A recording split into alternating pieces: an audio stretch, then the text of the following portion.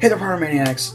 So Gamescom was last week, and although there weren't a lot of new announcements, the ones that actually happened I want to talk about, because some of them were really interesting. But first, a bit of an update on the channel and what's going to be happening over the next few months. Now that school has started up and I'm back in college, videos won't have the production value that they've had for the past few weeks. It'll be a while before I make another Rise and Fall of the 3rd Street Saints style video. I'll continue to try to make videos weekly, but they will not be big videos. But this week Life is Strange Before the Storm is coming out. I've already pre-ordered the game, so next week I'm actually going to be doing a recap of Episode 1, and you can probably expect more of those kinds of videos the following weeks for each of the other episodes. But yeah, with that out of the way, on to the Gamescom stuff. So at Gamescom, Blizzard released another Overwatch short, this time for the character Mei, which I don't know a lot about,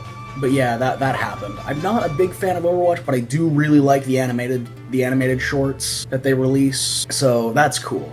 Another thing that they did was Jurassic World Evolution, which is sort of a tycoon-style, kind of city builder, zoo tycoon kind of thing. They didn't really show any gameplay, to my knowledge, but the trailer that they showed looked really cool, and I'm pretty sure they made games like this, like, a long time ago for, like, the Game Boy Advance or something like that. Looks really interesting, the idea is really cool. I might play it. It looks interesting, looks like something I might enjoy. And then Square Enix dropped a Final Fantasy nuke on us. Like, holy crap, there's so much Final Fantasy 15 stuff that they announced. The first one was Final Fantasy 15 on PC. Final Fantasy 15 is finally coming to PC, which is really cool, but I'm already so far in the PS4 version that I don't really want to make the transition to PC right now. I'm still kind of waiting for them to put Final Fantasy 12 on the PC, because I think that game would be really good to play on PC because of the battle mechanics and everything. A second was Final Fantasy 15's multiplayer. Final Fantasy 15 is getting multiplayer, apparently. Looks cool. I'm interested in how they're going to execute it, if it's going to be like you can travel the world in the open world kind of style, maybe something similar to like Fable 2's multiplayer, or if it's going to be more like Kingdom Hearts 358 where you can just do like specific missions. Next, a really weird one. The Final Fantasy 15 Assassin's Creed DLC. Yeah, Final Fantasy 15 and Assassin's Creed is getting a crossover sort of thing.